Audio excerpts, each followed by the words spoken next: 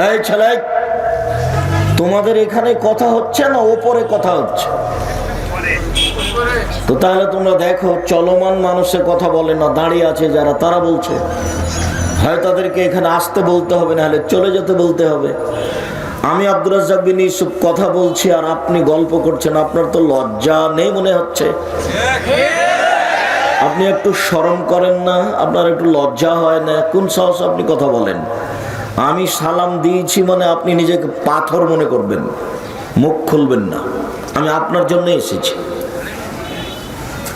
আমি শুধু আপনার জন্য এসেছি। আপনি মুখ খুলছেন কোন সাহসে? আপনার লজ্জা হয় না কেন? শরম হয় না কেন? ইতস্তবোধ হয় না কেন? একবারে পাথরের মতো বসে থাকেন। এই এরিয়ায় থাকলে আপনার স্বাধীনতা বন্ধ।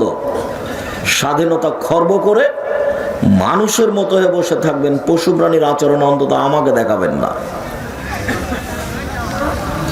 আর যারা দিনী বোন আছেন, আসার সময় দেখলাম ঢং ঢং করে এসেছেন, ঢং ঢং করে চলে গেলেন। বাড়িতে আপনার কি আছে? টিভি দেখার সময় পার হয়ে গেল, আপনারই বউ চলে গেছে, গল্প আপনার বই করছে।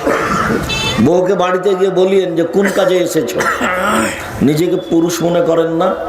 গরু ছাগল পুরুষ মনে করেন না? আপনাকে তো আমি বলেছি যে আপনার বাড়িতে কারফিউ জারি থাকবে, মানে আপনার স্ত্রী আপনার ছেলে মেয়ে থাকবে, আর আপনার অধীনে বাড়িতে 44 ধারা জারি আছে। রিক্সা অত সাড়া দিতে হবে না। রিক্সাওয়ালাকে বলছে, রিক্সাওয়ালা সন্ধ্যার 7টার সময় বলছে যে তাড়াতাড়ি বাড়ি চলে যাব। কেন? ফখরুদ্দিনের যুগ, রাস্তাঘাট বন্ধ, দোকানপাট বন্ধ। রাজশাহী মেডিকেলে বাইরে কোথাও কলার ছাল পড়ে নাই, মানুষই নাই মেডিকেলের ভিতরে। একজন মানুষের ক্ষমতা সারা দেশে চলছে, দোকানপাট বন্ধ, মানুষই নাই রাস্তাঘাটে। কে? রাজা না তো ফখরুদ্দিন। গাড়ি চালায় না রাস্তাতে মানুষ। আর আপনার বাড়িতে 3-4 জন মানুষ আছে, সেটুকুর উপরে আপনার ক্ষমতা চলে না। কাপুরুষ কি করবেন জীবনে? আপনি এত উপার্জন করে কি করবেন? নিজের স্বামী যতক্ষণ বেঁচে আছেন বাড়িতে 44 ধারা জারি থাকবে, কারফিউ থাকবে। কেন আসলো ঢং ঢং করে আর কেন চলে গেল? নিজেকে পশু প্রাণী মনে করেন, গরু ছাগল মনে করেন? তা করবেন কেন? আপনি তো মানুষ। কেন ভাবে আসলো আর কেন চলে গেল? কেন বসে গল্প করছেন? আপনার বই তো এখানে ফ্যাশন বোরকা পরে আছে না? আমাদের বাড়ির মহিলারা এই বোরকা পরে নেই। আপনি আমাকে ওই ফাঁদে ফাঁসাতে পারবেন না, এটা অসম্ভব। আমি অহংকারও করিনি, গৌরবও করিনি। আল্লাহ আমাকে মাফ করুক। আপনি আমার বাসাতে 3 মাস থাকবেন মেহমান হিসাবে, সরিষার সম পরিমাণ পর্দার ব্যতিক্রম দেখা দিলে আমি জাতির সামনে কথাই বলবো না। ও তো আমার 20 বছরের কথা, 25 বছরের কথা। বাসার নাম মেহমান খানা, হিন্দু যাবে খেতে পাবে, মুসলমান যাবে খেতে পাবে, কোনো সমস্যা নাই, উপরওয়ালা ব্যবস্থা করে দেবে। আর আপনাকে তো বলেছি যে আপনাকে ফিরে যেতে হবে আপনার বাপের স্বভাবে, আর আপনার বউকে ফিরে যেতে হবে আপনার মায়ের স্বভাবে। ভুলেও কোনোদিন 150-200 চাল রান্না করবেন না, হাফ কেজি 1 কেজি রান্না করবেন। সারাদিন ফকিরে খাবে, আপনি খাবেন, রাতে গরুতে খাবে। কেন আপনি 150 চাল রান্না করবেন? আপনার মা তো চাল রান্না করতো 3 কেজি 5 কেজি। আপনারা ছিলেন 10 ভাই বোন, আর আপনাদের বাড়িতে ছিল 2 জন কিষান কামলা। আপনার বাপের স্বভাব ছিল মসজিদ থেকে ফকির ধরে আনা। তা আপনার বাপ মা হলো 2 জন, আর আপনার হলেন 10 জন, 12 জন। 2 জন কিষান কামলা 14 জন, আর 2 জন ফকির 16 জন। 16 জনের ভাত রান্না করতেন আপনার মা ঢেঁকিতে ধান ভেঙে। আর আপনার বউ যেখানে থাকে সেখানে ফ্রিজ আছে, সবকিছু রেডি। তারপরে আপনি ফকিরকে খেতে দিতে পারেন না। রাত 12টার সময় মেহমান আসলে আপনার স্ত্রী নাক সিটকানি দেয় যে রাতে কেন মেহমান নিয়ে এসেছো। আমি বউ তালাক দিতে বলিনি, তবে পরামর্শ দেন, নইলে বউ তালাক দিতে হবে, এই কথাই ঠিক। রাসূল সাল্লাল্লাহু আলাইহি ওয়াসাল্লামের ওই কথা আপনি রক্ষা করতে পারবেন না, যেখানে আল্লাহ রাসূল বলেছেন মানুষের জীবনে সবচেয়ে ভালো কাজ হলো দুস্থ গরিব ফকির মিসকিনকে খেতে দেওয়া। আপনি দুস্থ গরিব ফকির মিসকিনকে খেতে দিবেন কি? একদিন যদি আপনি মেহমান ধরে নিয়ে যান, আপনার স্ত্রী এমন ধমক দিয়েছে আর জীবনে আপনি মেহমান নিয়ে যাবেন না। ভাই মনে কিছু নিয়েন না, আমি রাত্রে আপনাকে নিয়ে যেতে পারছি না, শেষ পর্যন্ত এভাবে বলতে হবে। আমি বউ তালাক দিতে আদেশ করিনি, তবে দেখে শুনে পরামর্শ দিচ্ছি। আপনার বউকে আপনার মায়ের মতো হতে হবে, এই কথাই ঠিক। এখন আপনার মায়ের বয়স 80 বছর বেঁচে আছে, আপনি 12টার সময় মেহমান নিয়ে গেছেন, আর আপনার বউ একবারে রেডি করে উঠেছে, তখন আপনার মা বিছানা থেকে উঠে তাড়াতাড়ি এসে বলছে থাক বেটা থাক বেটা, বউকে উঠেছে না, আমি নিজে সবকিছু ঠিকঠাক করে দিয়েছি। 80 বছরের মহিমেলা পারে আপনার বউ পারে না? বাড়িতে 44 ধারা জারি করে রাখবেন, সবসময় চোখ গরম। আমি বলিনি, মোহাম্মদ সাল্লাল্লাহু আলাইহি ওয়াসাল্লাম বলেছেন, 5 বার লাঠি দিয়ে পিটাতে বলেছেন। আহাল পরিবার বউকে লাঠি। পৃথিবীর সবচেয়ে ভদ্র মানুষ, পৃথিবীতে এত বড় ভদ্র মানুষকে জন্ম নেয়নি। তিনি বলছেন যে লাঠি দরজায় ঝুলিয়ে রাখো বউকে ঠিক করার জন্য, ছেলে মেয়েকে ঠিক করার জন্য। দিনী বোন, আপনাকে অপমান করার জন্য এই কথা আমি বলিনি, আপনাকে আমি খাটো করার জন্য এই কথা বলিনি। আপনি মেহমানকে খাওয়ান, সেটা তো আমরা চাচ্ছি। আপনি 150 চাল রান্না করবেন কেন? হাফ কেজি চাল রান্না করেন, ফকিরকে খেতে দেন। আর আপনাকে বলছি আজকে গিয়ে আপনার বউকে, স্ত্রীকে বলে দিবেন যে আমি যখন বাড়ি থেকে বের হব তখন খুচরা টাকা আমাকে 50টা 100টা দিবা, 5 টাকা 10 টাকা যত ফকির আসবে আমি দিতে থাকবো। সবাইকে যে বলছেন যে মাফ করেন, তো দিবেন কাকে? একটু নিজেকে মানুষ মনে করেন, এত টাকা ইনকাম করলেন, হিসাব থাকে না যে শ্বাস বন্ধ হয়ে গেলে সব শেষ হয়ে যাবে। বাড়ির ওপরে নীতিগতভাবে সবসময় কারগুজারি থাকবে। সম্মানিত দিনী ভাই বোন, আমি আপাতত আজকের আলোচনার, আব্দুর রহমানের আলোচনার বিষয়ে আপনাদের কাছে আমি জোরালোভাবে বিনীতভাবে অনুরোধ করে যাচ্ছি, জীবন বাজি রেখে এই কথাকে মূল্যায়ন করার চেষ্টা করুন।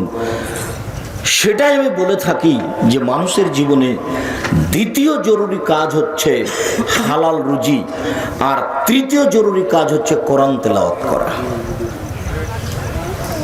আর চতুর্থ জরুরি কাজ হচ্ছে জরুরি প্রয়োজন ছাড়া দোকানপাটে বসে সময় কাটাবেন না। আর একজনের সাথে বসলে ওখানে বদনাম গীবত হবে। দুইজন যেখানে বসে আছে সেখানে আপনি যাবেন না, ওখানে গেলেই আর একজনের কথা হবে। এই বৈঠকটা হলো বদনাম গীবতের। নিজের সম্পত্তি, নিজের জমি চাষ করে খেলেন, ব্যবসা বাণিজ্য করে খেলেন, 10 মিনিট দোকানে বসে সব একেবারে কবরে রেখে, জাহান্নামে রেখে চলে আসলেন। জরুরি প্রয়োজন ছাড়া বাড়ি ত্যাগ করবেন না। 4টা কাজ, আব্দুর রহমানের কথা তো আমার মনে পড়লো। 4টা কাজ মানুষের জীবনে সবচেয়ে জরুরি কাজ হলো সালাত, 5 ওয়াক্ত সালাত। জরুরি কাজ হলো বৈধ রুজি। কলা বিক্রি করে খাবো, চকলেট বিক্রি করে খাবো, কিন্তু অবৈধ রুজি খাবো না। তার মানে সালাত নির্ভর করে রুজির উপরে। রুজি ভালো তো সালাত কবুল হয়েছে, আর যে রুজি ভালো না হয় তাহলে এটাও গেছে, সালাতও হয়নি। তাহলে যখন সালাতও হয়নি রুজির কারণে, তো সবই গেছে। রাসূল সাল্লাল্লাহু আলাইহি সাল্লাম বলছেন, ইন্নাল্লাহ তাইয়্যিব, আল্লাহ পবিত্র, লা ইয়াকবালু ইল্লা তাইয়্যিবা, আল্লাহ পবিত্র ছাড়া কবুল করেন না। এই কথা বলার পরে সুমা যাকারা রাজুলা, একটা লোকের আলোচনা করছেন, ইতুলি সাফারা, যে লোকটা সফরে আছে, আসাসা আকবারা, মাথার চুলগুলি এলোমেলো হয়ে গেছে, বিপদে পড়েছে, ভয়ের মধ্যে এদাইয়ে হাত তুলে আল্লাহর দরবারে প্রার্থনা করছে, রব্বি, হে আমার প্রতিপালক, আমি বিপদে পড়েছি, তুমি আমাকে উদ্ধার করো। মাতামুহু হারাম, তার খাদ্য আছে হারাম, মাশরাবুহু হারাম, তার পানি আছে হারাম, মালবাসুহু হারাম, তার পোশাক আছে হারাম, গুজিয়া বিল হারামে, তার জীবিকা নির্বাহ হারাম। আন্না ইস্তাজাবুল্লাহ, তার দোয়া কি করে কবুল হতে পারে? প্রথমত সফরে থাকলে মানুষের দোয়া কবুল হয়। দ্বিতীয়ত বিপদে পড়লে মানুষের দোয়া কবুল হয়। তৃতীয়ত হাত তুলে দোয়া করলে মানুষের দোয়া কবুল হয়। আল্লাহ বড় সত্তা, মানুষ যখন হাত তুলে দোয়া করে তখন তার খালি হাতটা ফিরিয়ে দিতে লজ্জা পান। অত বড় সত্তা লজ্জা পায়।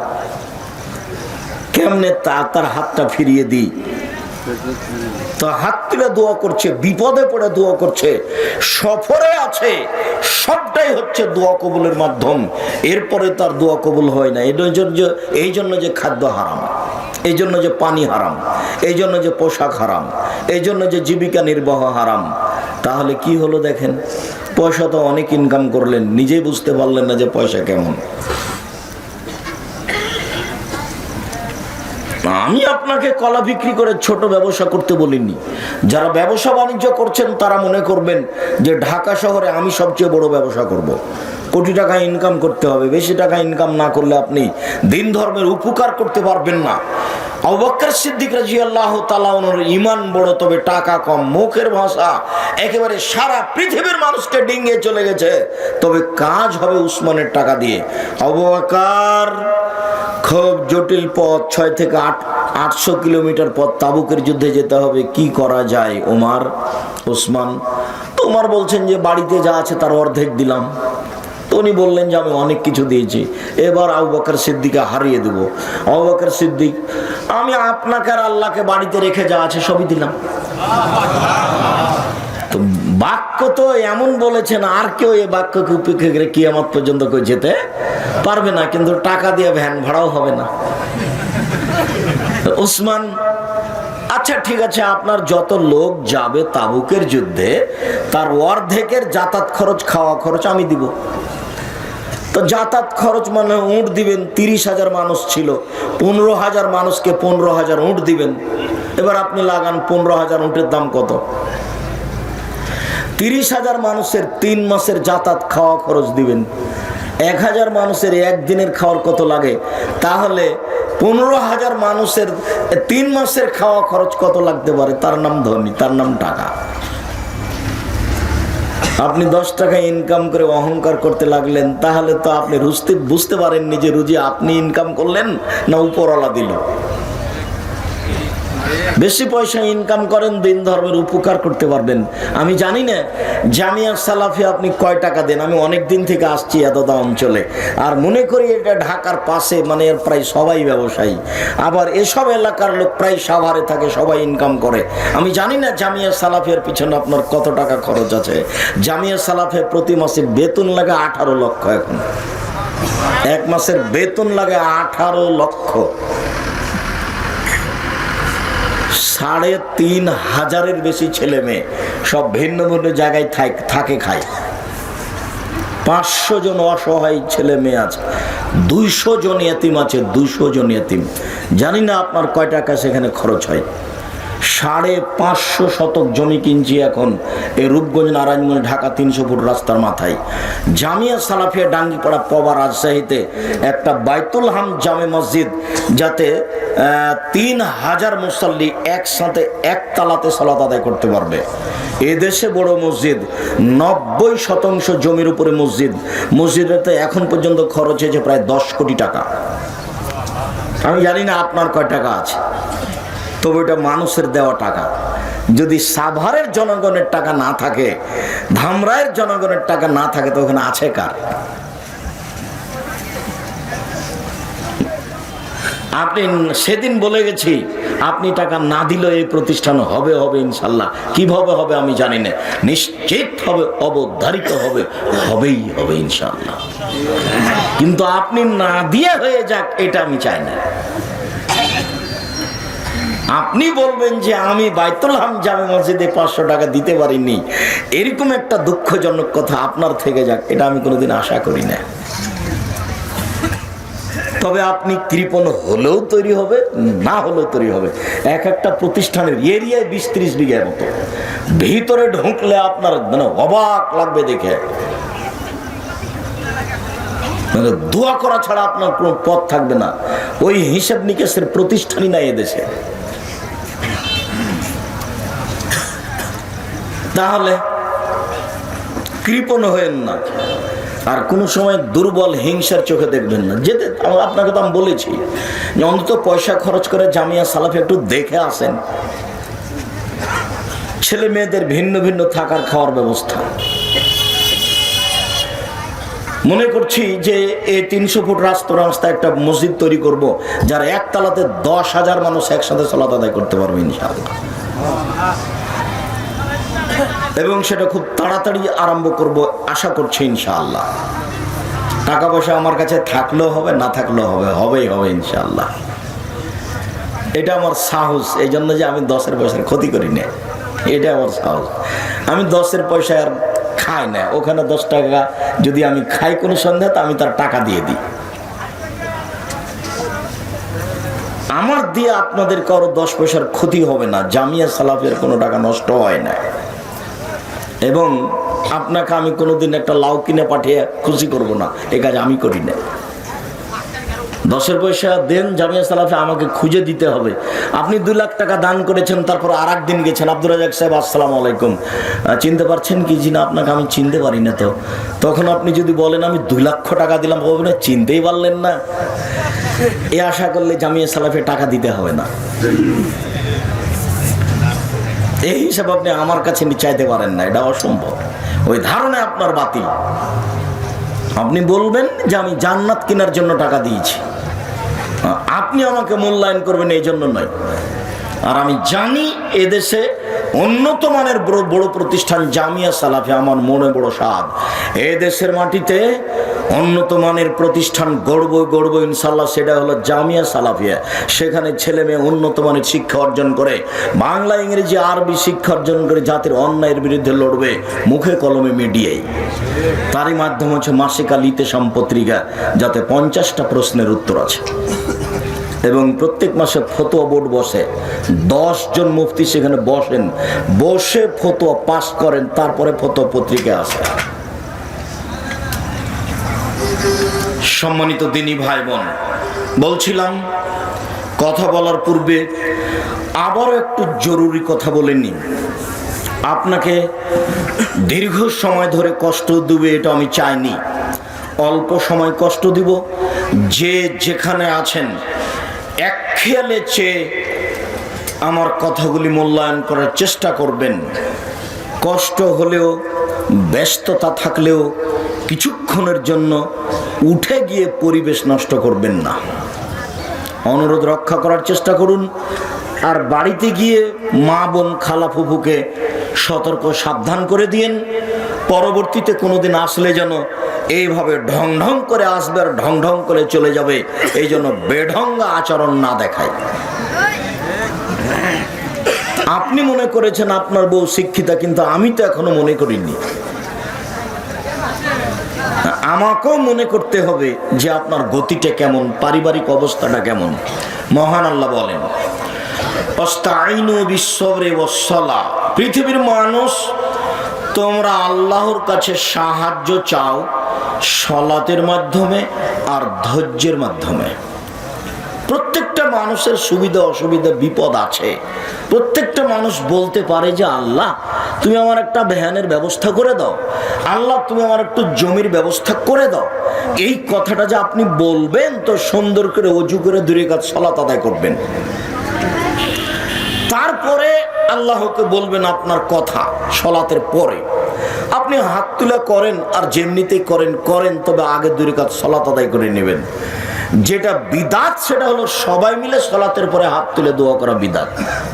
যেটা বিদাত সেটা হলো মাটি দেওয়ার পরে সবাই মিলে দলবদ্ধ হাত তুলে দোয়া করা বিদাত।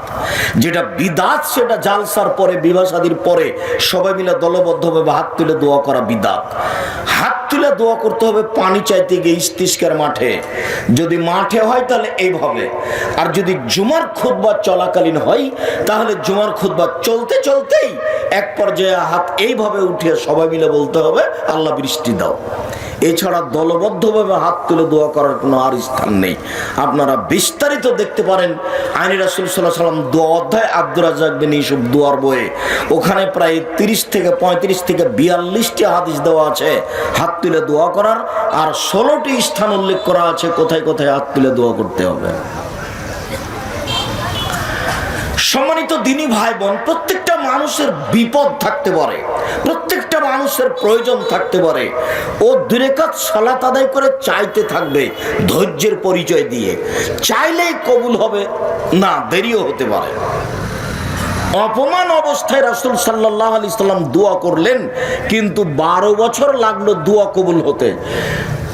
ওই আবু জাহাল বলছিল, দেখো মোহাম্মদ যখন সিজদায় যাবে তখন তার মাথার উপরে ভুঁড়ি চাপিয়ে দিতে হবে, কে পারো কে পারো কে পারো। একজন বলল আমি পারি। ঠিক আছে, ওই যে সালাত আদায় শুরু করেছে, তখন একটা উটের ভুঁড়ি নিয়ে এসে সিজদায় যখন গেছেন তখন মাথার উপরে চাপিয়ে দিয়েছে। কেউ বলল, দেখো দেখো দেখো ফাতেমা, তোমার আব্বা সিজদাতে গিয়ে আর উঠতে পারছেন না। ফাতেমা রাদিয়াল্লাহু তাআলা আনহা দৌড়িয়ে গিয়ে ভুঁড়িটা সরিয়ে দিলেন। তারপর তাদেরকে গালি দেওয়ার কি কি যেন বলার চেষ্টা করলেন, বুখারী মুসলিমের হাদিস। আল্লাহ রাসূল উঠে বদদোয়া করলেন, আল্লাহ তুমি ওদবা, সাইবা, ওয়ালিদ ইবনে মুগীরা এদেরকে ধ্বংস করো। এই অপমান অবস্থায় তিনি বদদোয়া করলেন। এই বদদোয়া কবুল হলো 12 বছর পরে। ইয়াকুব আলাইহিস সালামের ছেলে হারিয়ে গেল।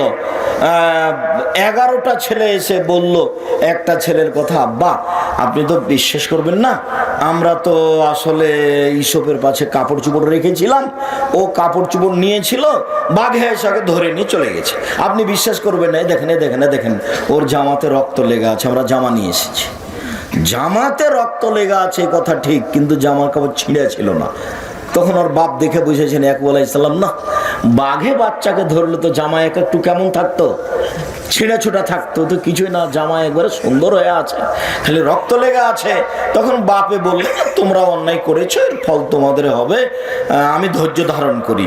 এই যে ধৈর্য ধারণ করলেন, ছেলে ইদারায় ফেলে দেওয়া হলো, ছেলেকে উঠানো হলো, বাজারে বিক্রি হলো। তারপর জুলাইখার স্বামী তাকে লালন পালন করলেন।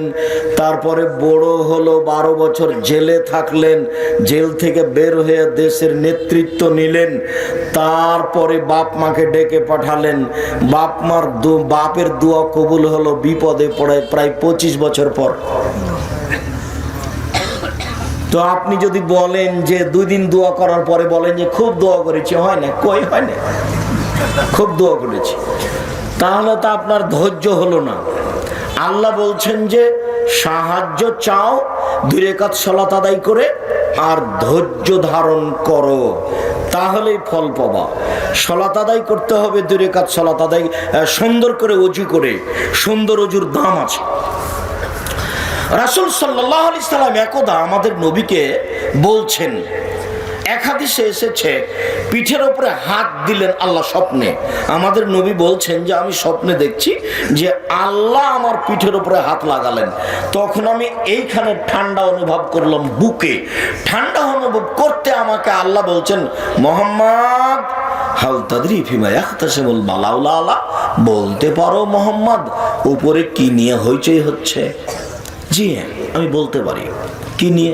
কাফারাত, মানুষের পাপ মিটে যাবে কি নিয়ে, সে নিয়ে হইচই হচ্ছে। ফেরেশতারা বলছেন এইটা করলে এইটা করলে পাপ মিটে যাবে, আদমের ছেলে মেয়েরা যদি এইটা করে এইটা করে পাপ মিটে যাবে, এই নিয়ে হইচই হচ্ছে।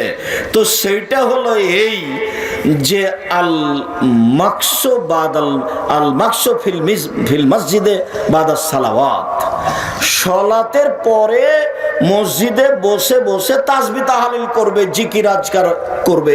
1 2 আল মাশু আলাল আকদামিল আল মাসাজিদ, পায়ে হেঁটে মসজিদে যাবে। 3 ইসবাগুল ওযু, সুন্দর করে ওযু করবে। এই 3টা কাজ করলে আদম সন্তানের পাপ মিটে যাবে। এই 3টা কাজ করলে আদম সন্তানের পাপ মিটে যাবে। আশা বেখাইরিন ও মাতা বেখাইরিন, এই সময়ে যদি আদমের ছেলে মরে যায় তার মরে যাওয়া ভালো, যদি বেঁচে থাকে তাহলে বেঁচে থাকা ভালো। এই সময়ে তার মরে যাওয়া ভালো, বেঁচে থাকা ভালো, মরে যাওয়া ভালো, বেঁচে থাকা ভালো। ওয়া কানা মিন খাতিতিহি কায়াউমিন ওয়ালাদাত উম্মুহু, আর লোকটি হয়ে যায় পাপ থেকে সেই দিনের মতো যেদিন তার মা তাকে জন্ম দিয়েছে। লোকটি হয়ে যায় সেই দিনের মতো যেদিন তার মা তাকে জন্ম দিয়েছে। লোকটি পাপ থেকে হয়ে যায় সেই দিনের মতো যেদিন তার মা তাকে জন্ম দিয়েছে। লোকটি নিষ্পাপ হয়ে যায়। তো সুন্দর করে ওযু, সুন্দর করে ওযু করলে এই হয়। সুন্দর করে ওযু করে 2 রাকাত সালাত আদায় করে বলতে হবে যে আমি তোমাকে এইটা বলছি।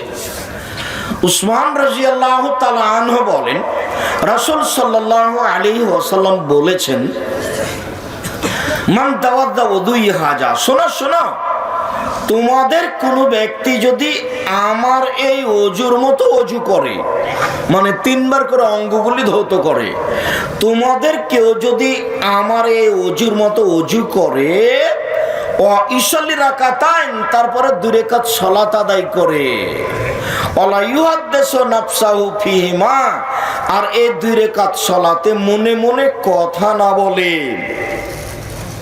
ওয়াজাবাত লাহুল জান্নাহ, তাহলে সে জান্নাতে যাবে।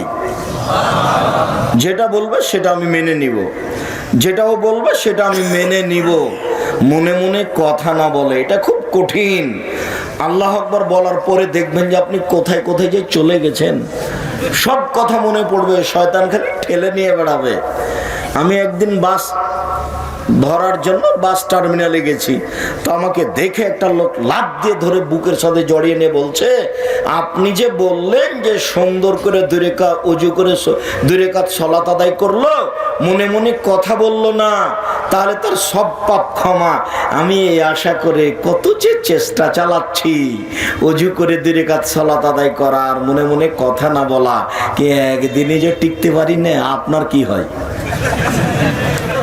বলছে আমার কি হয় এটা আপনাকে বলতে হবে না, আপনি চেষ্টা করেন তো, মানুষে পারবে। এই জন্য আল্লাহর নবী বলেছে, আজ না হোক কাল না হোক মানুষে পারবে, আপনি চেষ্টা করেন, আল্লাহ ভরসা।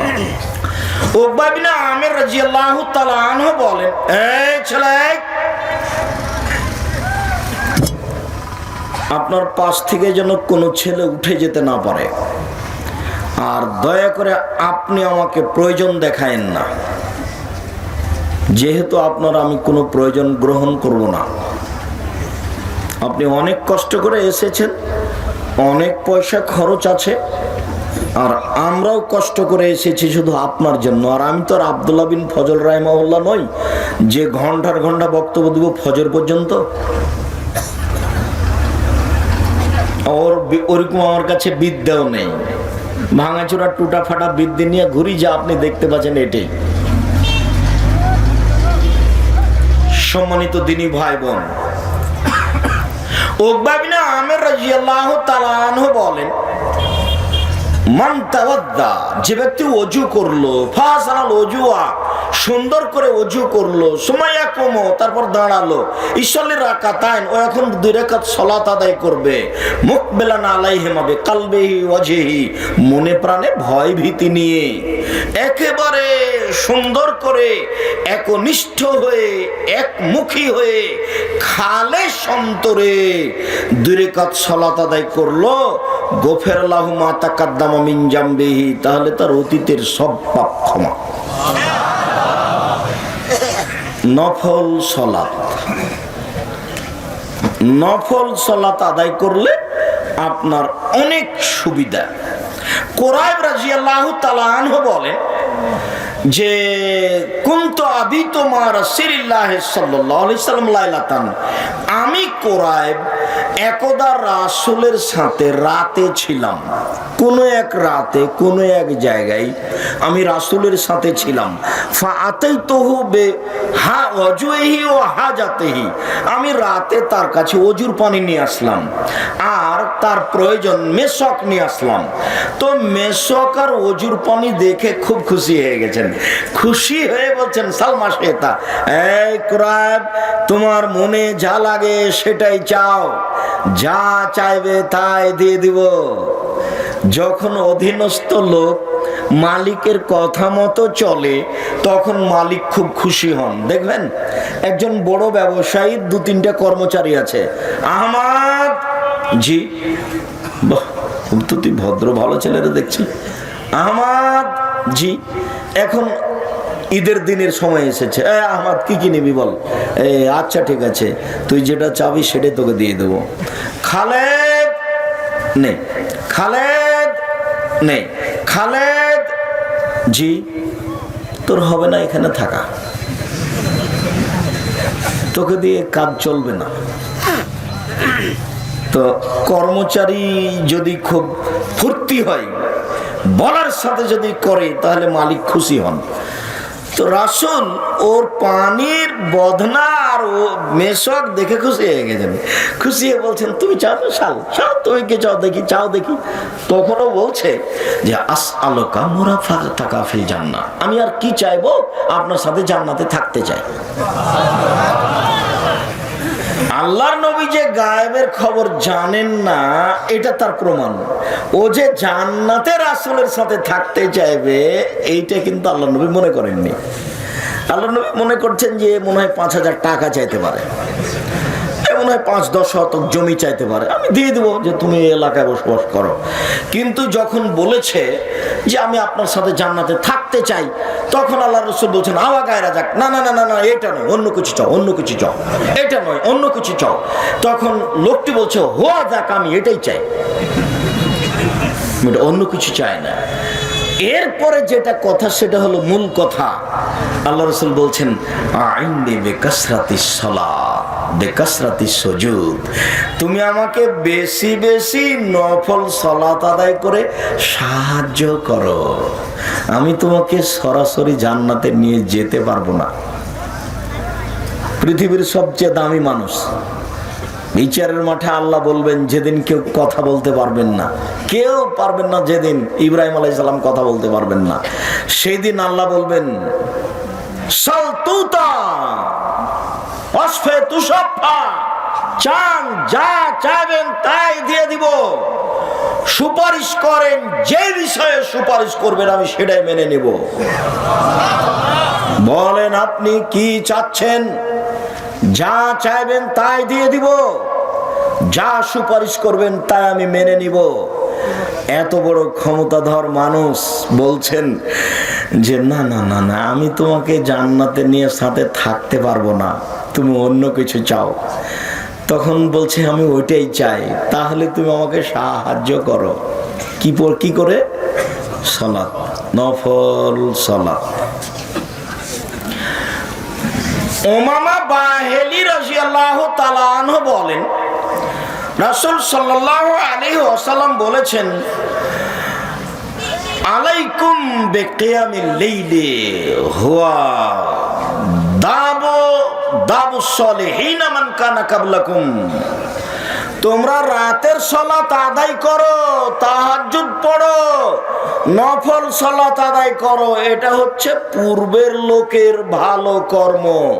অতীতে যারা চলে গেছে ভালো মানুষ, ওরা রাতে সালাত আদায় করত, তোমরা রাতে সালাত আদায় করো, নফল সালাত পড়ো। এতে কি হবে? নফল সালাত আদায় করলে তোমরা আল্লাহর নিকটে যেতে পারবা, আল্লাহর ভালোবাসা অর্জন করতে পারবা, আল্লাহ সন্তুষ্ট হয়ে যাবে। এক, দুই, ও মানহাত ও মুকাফফিরাতুল লিসায়াত, পাপ মিটে যাবে। রাতে সালাত আদায় করলে পাপ মিটে যাবে, রাতে সালাত আদায় করলে পাপ মিটে যাবে, নফল সালাত আদায় করলে পাপ মিটে যাবে। ও মানহাতুন আনিল ইসমে, রাতে সালাত আদায় করলে মানুষের কাছ থেকে পাপ সরে যাবে, রাতে সালাত আদায় করলে মানুষের কাছ থেকে পাপ সরে যাবে।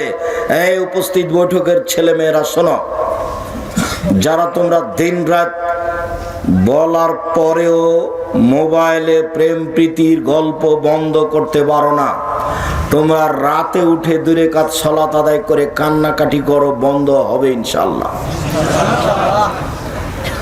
তুমি 2 রাকাত সালাত আদায় করো, রাতে উঠে কান্নাকাটি করে, রাসূলের এই কথার বাস্তবায়ন আছে, অবশ্যই তুমি সেটা চেষ্টা করো। সম্মানিত দ্বীনি ভাই বোন, 2 রাকাত সালাত, 2 রাকাত সালাতের অনেক সুবিধা।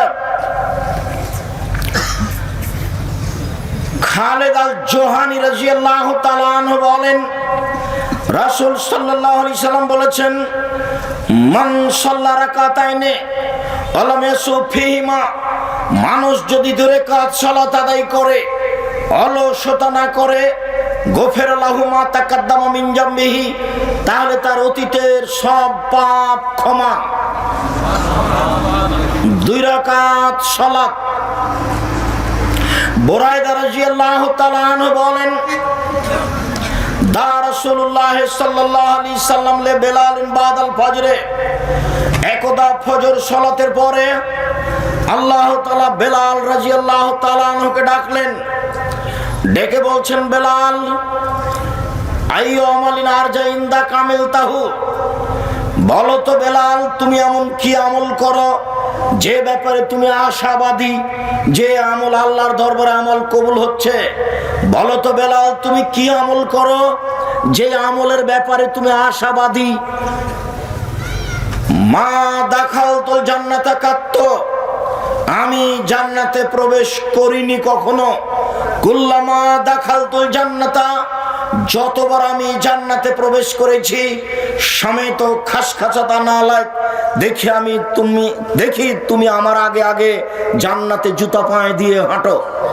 আমি দেখি তোমার জুতার শব্দ, আমি দেখি তুমি আমার সামনে দিয়ে জুতা পায়ে দিয়ে হাঁটছো জান্নাতে। বলো তো বেলাল তুমি কি আমল করো যে আমলের কারণে তুমি জান্নাতে আমার আগে আগে হাঁটো? তখন বেলাল রাদিয়াল্লাহু তাআলা আনহু বলেন, আল্লাহর নবী, আমি এমন কোন আমল করি না